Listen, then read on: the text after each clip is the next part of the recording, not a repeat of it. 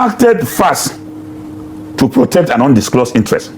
What is the military capacity of Benin? The entire troops of Benin is not up to the 3rd Armored Division in Jos. So what threat do they pose to Nigeria? Therefore, the issue of acting promptly does not have anything to do with the interests of Nigeria, rather an undisclosed interest. If they were, why has the president been lackadaisical in dealing with internal threats that has shaken the foundation of our unity and shattered this country? But do you know the undisclosed motive behind the deployment? No, of course, it's a global war. If you look at the foreign interests of France in the Sahel, and then the displacement of France in certain Francophone countries, which this spate of military push seems to suggest as a phenomenon that is gradually eroding to replace the monopoly of France in these Francophone countries. So France cannot on its own, after suffered the credibility in the highest states, cannot directly intervene. So it will need a partner who is close to intervene on his behalf. And of course, even if I were Tinubu, I could have done the same, because his medical records are there. He goes to hospital there. So if he doesn't obey them, who knows, if he goes there again, he may not come back alive. So that's an undisclosed interest. So even if I were him, this is a grievous allegation. No, it's not an allegation. Okay. The president, it's a suggestion. No, it's not a suggestion. It is a non-fact. The president goes to France for his medical attention. So he protects France's interest? No, not protecting France's interest. His own interest. Because if my medical records is in your hand, it means my life is in your hand. And so if you suggest something to me, I'm not even going to say no, because I'm looking at, if I say no, what will happen to me? So this is the scenario. But you can see Nigerians. Every Nigerian can say it without fear of contradiction, that what is happening to us is what the APC government wanted us to go through. If they want to end it, since going to Benin took them an hour, in Nigeria, within 30 minutes, these things will cease to exist. So that Nigerians are suffering the state of insecurity, that is what our government wants us to go through. If it is not so, the same speed, the same military asset, the same ground troops rolled in the Republic should be rolled to Zamfara, should be rolled to Sambisa, should be rolled to Jos, should be rolled to Kontagora, should be rolled to Mina, should be rolled to Sokoto, should be rolled to Katsina, should be rolled to Makodi, so that we can have peace. This is Solomon Dalung, former Minister of Sport. He don't come for Tinubu. He said Tinubu nominates minister to her, not to represent Nigeria. You know, Tinubu, some of the appointed ambassadors, one of them, there was a dead person among all the ambassadors he appointed. So this man said he appointed ambassador to her or to heaven. Oh my God! And again, this man said Tinubu. Reasons why Tinubu acted this way outside constitution, that there's a reason for that, because of Tinubu medical conditions in France, because he goes to France every time for medical checkup, treatment, whatever. The reason why he acted because of Emmanuel Macron, the president of France, giving him order to bomb Benin Republic. So if he refused to do that, then France will react anytime he goes to anytime he goes to France for medical checkup, because they have a history of medical at hand, so they will do. So that's why Tinubu knows that. That's the reason why he complied with Emmanuel Macron to act this way outside constitution. Do you understand? Even now, they already went to the Senate. They already wrote a letter to the Senate. Less than how many minutes they have approved the letter in the Senate. It doesn't take anything. Anyways, I just want you to take your time, listen to this video, what Solomon Dalung said on this video, because anyways, just take your time. We'll come back and talk about this. Don't forget to like, share, comment, and subscribe to this YouTube channel. There'll be your guy around for me now. Subscribe. It's an attempted coup in Benin Republic, our immediate neighbor. If the coup had succeeded, and we're very happy that it didn't, that would have made the West African zone and the Sahel the most coup-prone region of Africa. It would isolate Nigeria, isolate the 2 or 3 other countries that are still under democratic rule, and create an environment literally being run by the military. In those countries where coups had succeeded, we have watched, and we have not seen any marked difference between the governments, democratically elected governments they overthrew, and the military junta that governed them. We understand that the coup was put down substantially with support from Nigeria.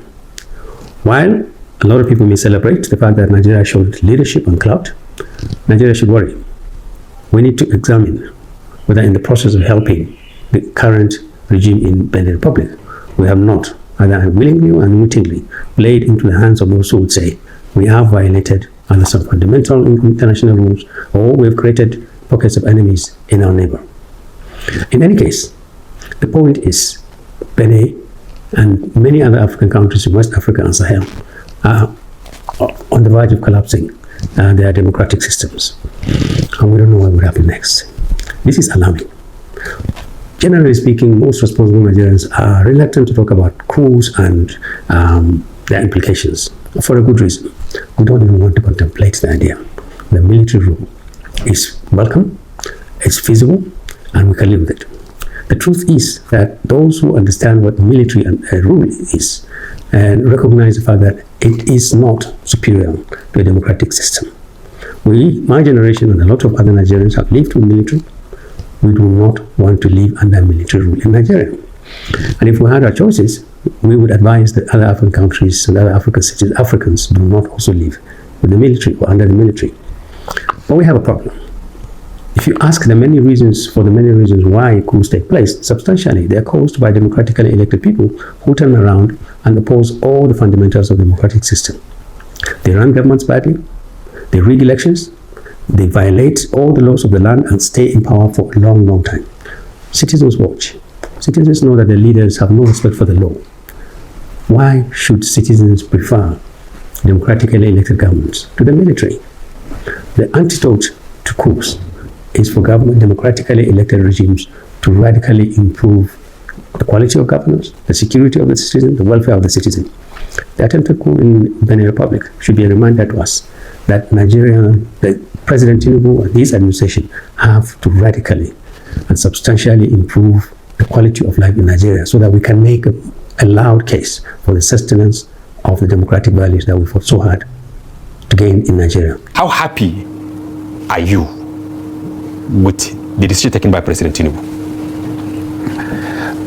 Well, I think it will be a paradox for me to say I'm happy, except that I will have to congratulate the president for now demonstrating that he has the capacity to bring to an end within an hour the insecurity in Nigeria.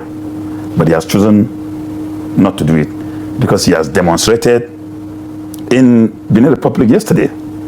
There was a coup, the putschis took over effectively, took over even the national television station, dissolved the government, closed borders, airspace and sea, and they were in control of the country. Suddenly, the Nigerian president, the commander-in-chief of the Federal Republic of Nigeria, deployed fighter jets that immediately occupied the airspace. And ground troops were rolled in to restore constitutional order, just within a twinkling of an eye. And here we are, over 2 years getting to a half, with school children in the forest under the control of bandits, with the communities taken over, with a general who survived an ambush, maneuvered his way into safety, contacted his establishment, disclosed his location, and we were told that he was recaptured. You are making reference to Brigadier General Musa Uba.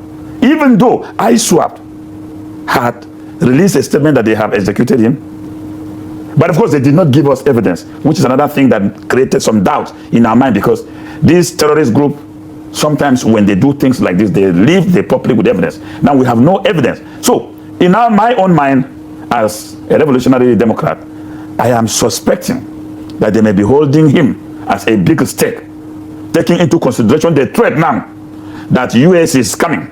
So they will want to hold him so that they as can... a prize captive. Yeah, as a prize captive, so that they can negotiate their survival. So, okay, now taking you back to Benin Republic, you showed a scenario that, okay, the forces, they have succeeded in taking over a lot of places, but then within an hour, Nigeria was there and everything crumbled. I ask, are you happy or you have questions on that? I am, look, immediately I heard this, I became devastated because, and I've been traumatized actually. I've been traumatized that we had the aircraft, air asset that can be deployed within a short span of time to bring a situation under control. To change the tide. That we even had ground troops still on standby that can move. But yet 300 students were matched. Well, when they say they brought 100 again from Niger, even though we are yet to see them, of course. But do you expect me to celebrate that? 300 were kidnapped. Why are they bringing 100? And you see, the way this government is behaving is raising a lot of suspicion and making the government a prime suspect of insecurity. The other time, the special advisor to the president, when they released the church worshippers, yes, who were kidnapped, and he said, "Oh, we got in touch with them. We discuss and prevail on them to release," meaning that the government knew where these terrorists are. The government have access to them, and the government can communicate with them. So why is the government interested in inflicting pains on Nigerians who are kidnapped and taken into the bush to pay ransom? So what happened in Benin? As much as I congratulated the president because that has presented Nigeria as still that major regional player to be watched, but it also inducted the integrity of Nigeria and our sovereignty, because we cannot account for, with such asset, we are unable to tackle our challenges at home. So if I understand, what you are saying is if Nigeria has that capability to go and intervene in a foreign country, this ought to have taken place back home. Is that correct? Perfectly right. I'm saying that we have no reason to be lamenting and mourning every day because of terrorist attack and insecurity. We have no reason. And look at the geography and even the size of Benin Republic. Is it bigger than 1 or 2 states here? Meaning that containing a problem there might not necessarily be, a big deal compared to the complexities, that we have. Take Niger, for instance. It has the largest landmass, I think. I agree with you. But look at also the distance from these aircrafts took off from Kainji. Meaning that the air asset used to save Benin Republic is very close inside Niger State. Yet, the people of Niger are being kidnapped every day. Yet, the people of Kwara are being captured every day. This is just like this Hausa adage. That, the cock lied on top of a bag of grains, but it stabbed itself because of ignorance. So we had all these things, and yet this thing is happening to us. This coup in Benin has exposed Nigeria. It has exposed Nigeria. Okay, now let's look at the legality or otherwise of the intervention. You are a legal practitioner in a way. You are a barrister. What is your take on the decision taken by the president? Well, the decision taken by the president, going by the ECOWAS protocol. The ECOWAS protocol provides for such intervention. But coming back to our legal constitutional framework as a country, the act of the president is an impeachable act. What? It's an impeachable act because our constitution is categorical that the deployment of troops outside Nigeria can only be sanctioned by the National Assembly. Circumstances where the president is allowed to deploy troops before referring are when our territorial integrity is threatened. The president is allowed to spontaneously act before reference to the National Assembly. In this circumstance, we have no business. It's a regional issue. And there is even the ECOWAS protocol. So the president would have sent a proposal, a resolution to the National Assembly seeking for the deployment of our troops and air assets outside Nigeria. Don't you think that the situation President Tinubu found himself in warrants him taking that abrupt decision, looking at the closeness of Benin, because from Lagos, it's just like from here in Jabi crossing to Utako, or vice versa, and then almost all the countries surrounding Nigeria, they are now under, military regime in a way. Don't you think he acted fast to avert a catastrophe? No, I don't know, from social media, if you look at it, the praise is unprecedented.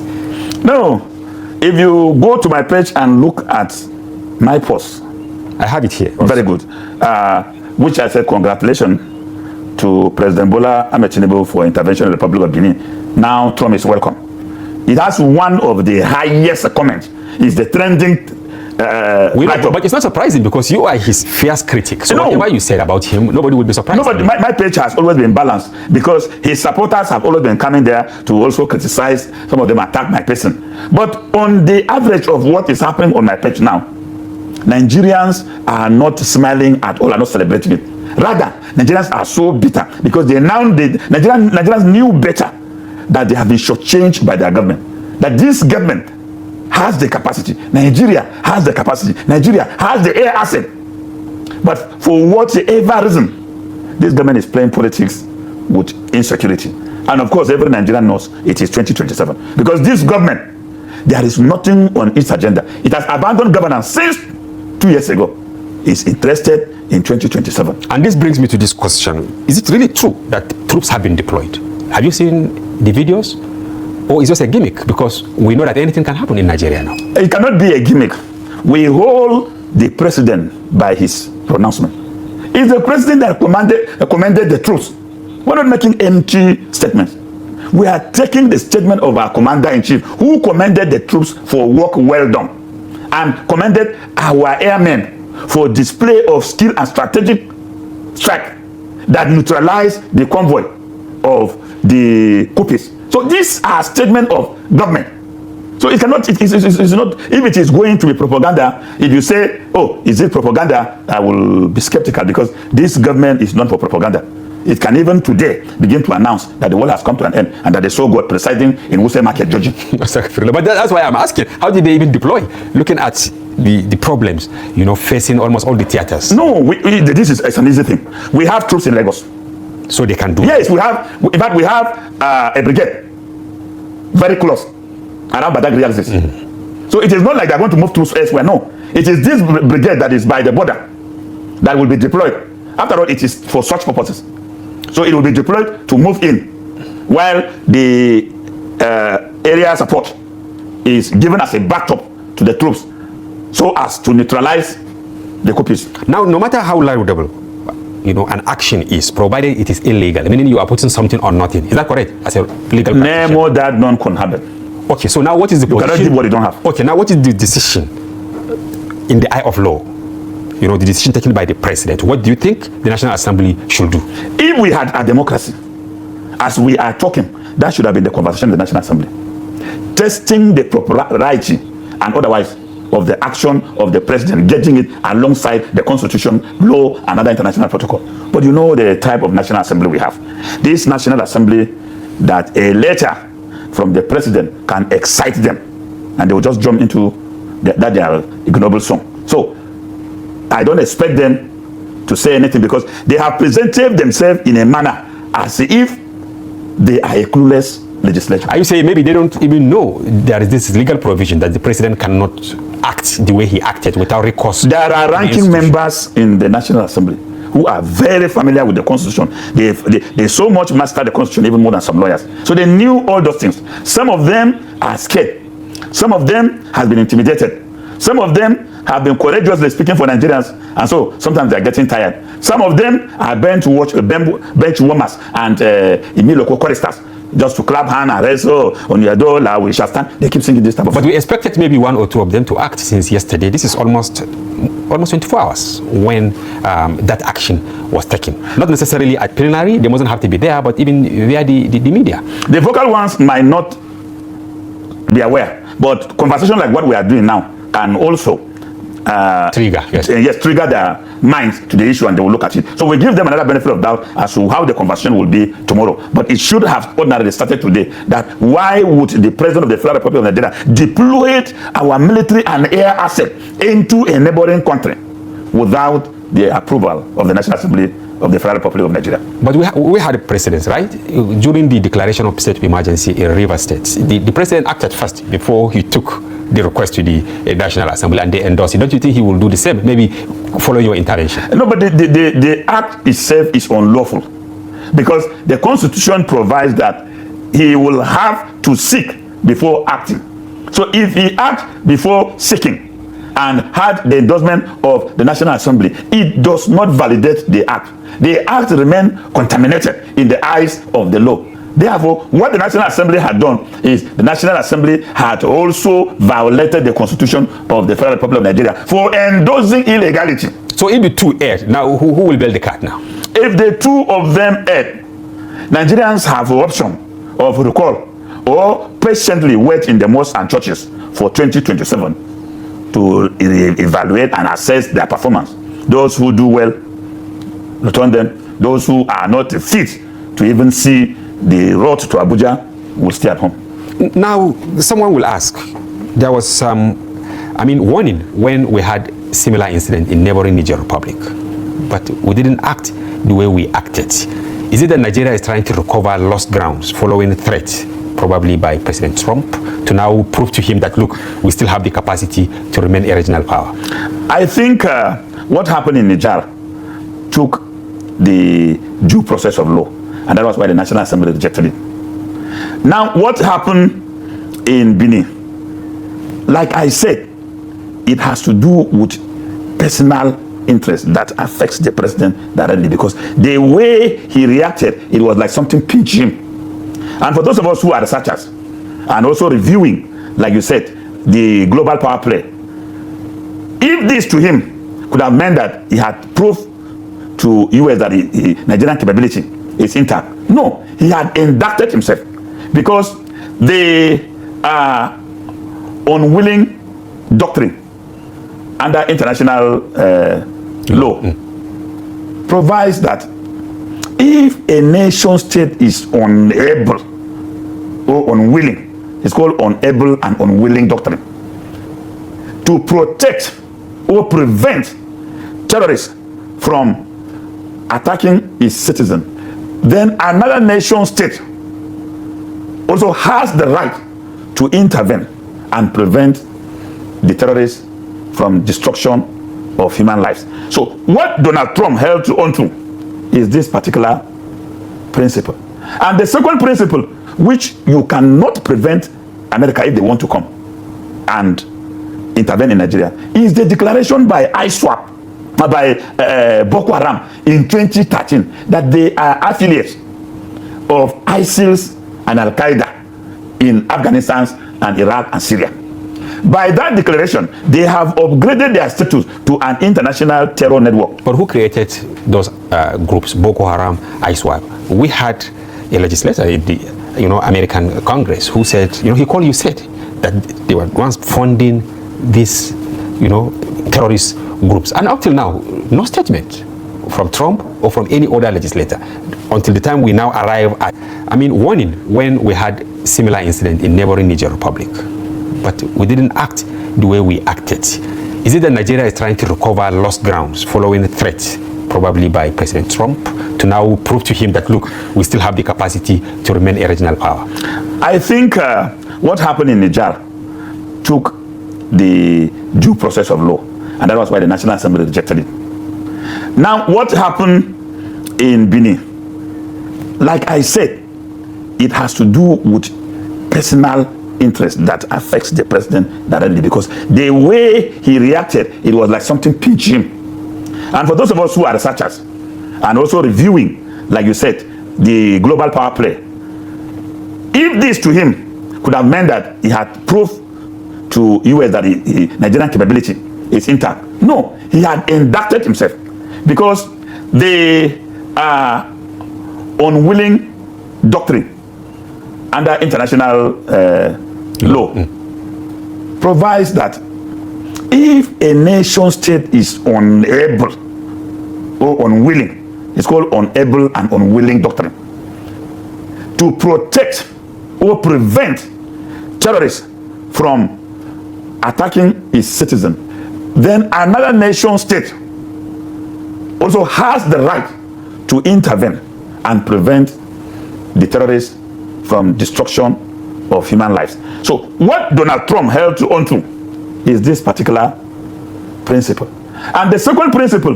which you cannot prevent America if they want to come and intervene in Nigeria is the declaration by ISWAP, by Boko Haram in 2013 that they are affiliates of ISIL and Al-Qaeda in Afghanistan and Iraq and Syria.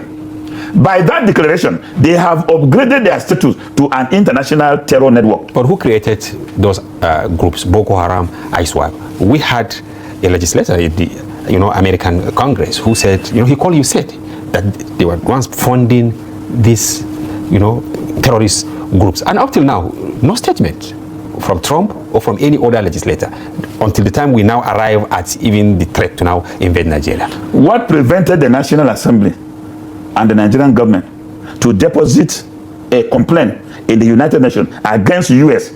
for the statement of their senator who indicted one of the American agencies? What prevented Nigeria? Well, they made an announcement that they will act on it. Especially here in Daily Trust, we pursued that case vigorously to the extent that we even interviewed some of the senators like Ali Ndumi, who said curiously that it's like the motion has disappeared into thin air. Don't you think they are in cohort? No, Nigeria is complicit. That is why it failed to act. Because if an honest legislator in the US had provided Nigeria with information, statistics, and data, the right thing for Nigeria to have done would have been to now go to Nigerian National Assembly, a motion would have been debated and taken, and a formal complaint deposited in the United Nations challenging the activities of the so-called American agencies that turned out to be in Africa conduit of funding terrorism. But why the Nigerian state could not do anything is that, a man who has a palm oil on his hands cannot wear white cloth. So they prefer to be shouting that, a senator has raised this, so that they can cover up the track of their own wrongdoing. Because if that issue is investigated, a lot of heads will roll in Nigeria. Now, are you satisfied with some of the decisions being taken by the government? For instance, in the last 2 weeks, the president has ordered the withdrawal of police from VIPs. You didn't come with your own today to this studio. Have they withdrawn your police orderlies? You see, I don't know why the president will always want to demean the status and the office of the president of Nigeria. Withdrawal of police, how does it add up to the war against terrorism? The war against terrorism, from what we have seen so far, is the lack of the political will of the commander-in-chief to give order to deal with it. He has given now. He has declared state of emergency. No, that's not even order. We are familiar with orders given by the commanders-in-chief. Obasanjo, in 2000, when Kaduna erupted into volatile violence, Governor Ahmed McAfee, may God bless him, called the president on his cell phone and said, Your Excellency, I have a very serious security issue that is threatening our unity. Can you put troops at my command to deal with it? And Obasanjo donated the power of the commander-in-chief to McAfee to command troops in Kaduna, and he brought the situation under control in less than 3 days. The same Obasanjo, in 2004, when Boko Haram was then known as Nigerian Taliban, they took over 2 local governments in Yobe. Obasanjo called the chief of defense staff and the service chief and told them, I gave you guys 72 hours to recover those local governments, or please report with my uniform. In 72 hours, the issue was brought under control. You may say he's a soldier. Let President Musa Yaradua, let President Umaru Yaradua, may God admit him into Al-Jannah Fidausi, the best president Nigeria never had because of ill health, was on his way to Japan when Boko Haram attacked 5 police stations and burned them down in Maiduguri. He turned back by the staircase of his aircraft and gave order to the service chief and said, before I return from Japan, I want that nonsense to have been brought under control. And before he returned, it was brought under control. From this analysis I gave you. But we still have the ashes of the Boko Haram. Yes, but 15 years after. Yes. Yesterday you had Obasanjo say he's still in shock that this Boko Haram insurgency has protracted far more than the civil war, which lasted how many years? 1967. You know, what Obasanjo is saying is that Nigeria as a giant is capable, but the leadership is unwilling, just like what the Bible says, the spirit is willing, but the body is weak. We have one of the best military. I've been saying this. You think we still have? Oh my good God. These troops we have, even if you ask them to carry cutlasses, they can smoke out these idiots with all the weapons of all. Who is stopping them? There is no political will. Then if you talk about the president has proven now. This crisis has, outlived how many presidents? Obasanjo, Yar'Adua, Jonathan, Buhari. So why are we now taking the whole blame on to the table? Let us be fair in our historical review. Okay. Obasanjo did very well. Every crisis he dealt with it and handled it. Even the Plateau crisis, he brought it to an end before he left office.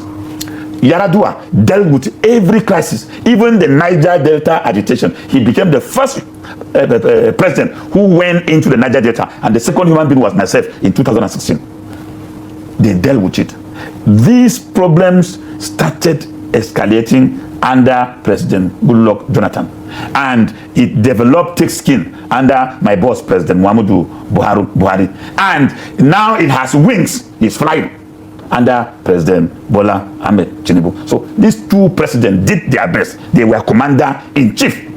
Why do you think President Tinubu is incumbent in addressing the problem, since you said we have the right troops and all that? Why? I think the encumbrance of President Bola Ahmed Tinubu is that he became a victim of early wrong decision, just like Buhari. So his government slipped off his hands into the cabal phenomenon.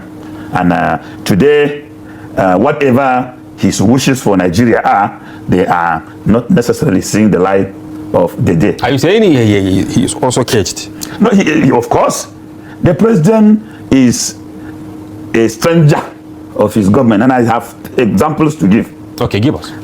The president nominated ministers, signed a letter, and sent to the National Assembly.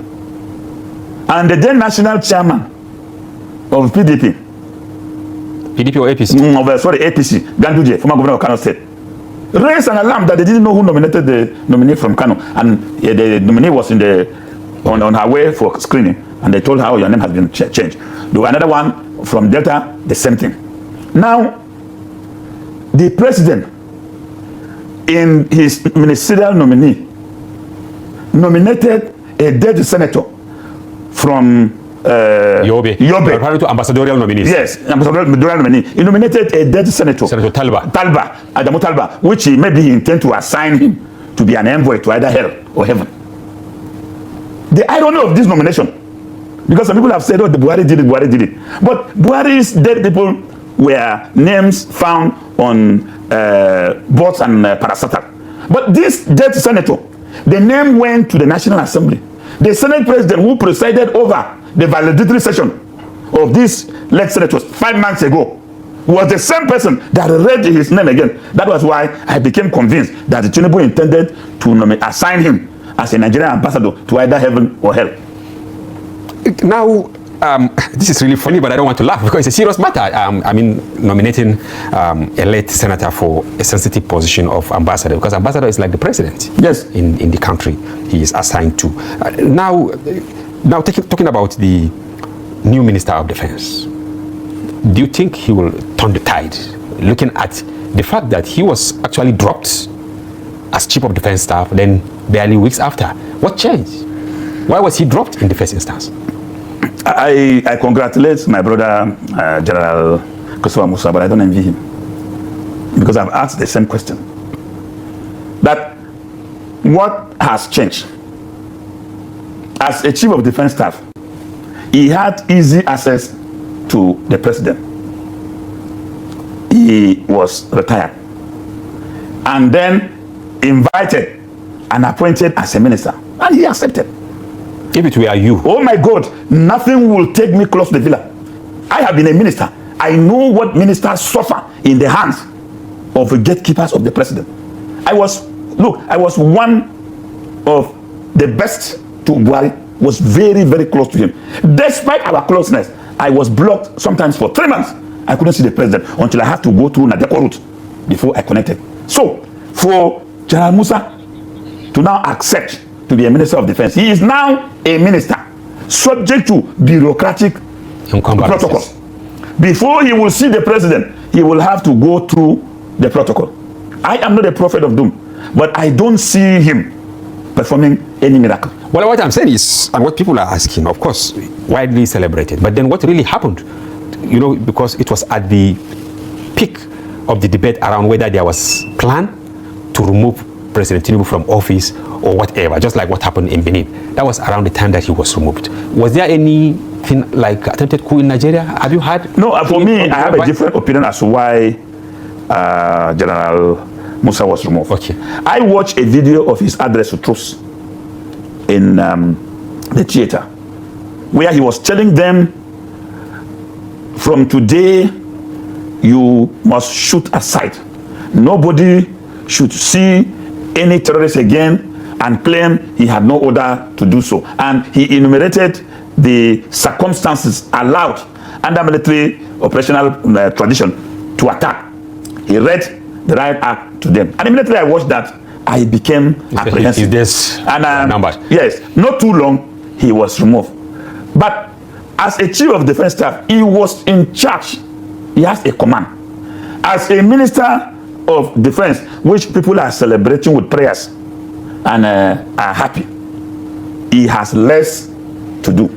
And shortly, he will realize that as a minister, you are subject to so many bureaucratic obstacles. Now, will Trump come to Nigeria? Trump has every justification to be in Nigeria now. Will you support him if he were to come?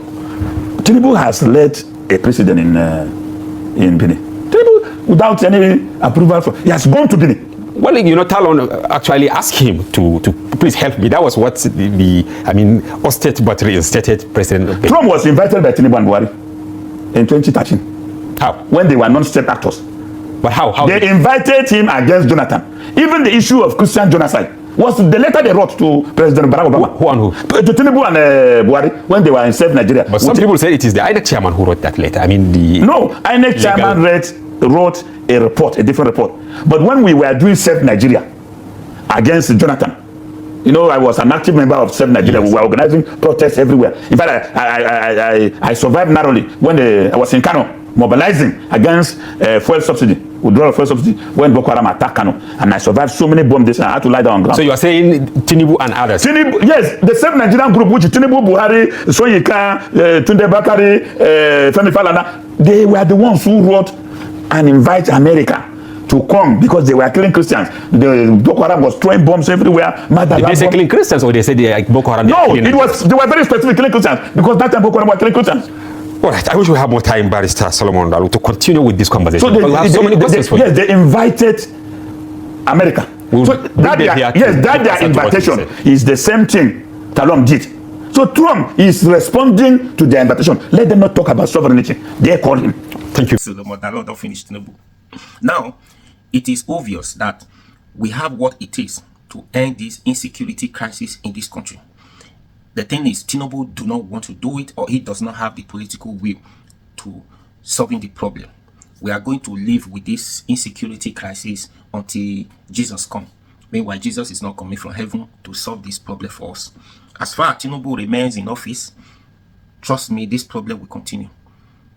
We can change Tinubu 2027, at least reduce this insecurity crisis to a minimal level. That's the only thing we can do.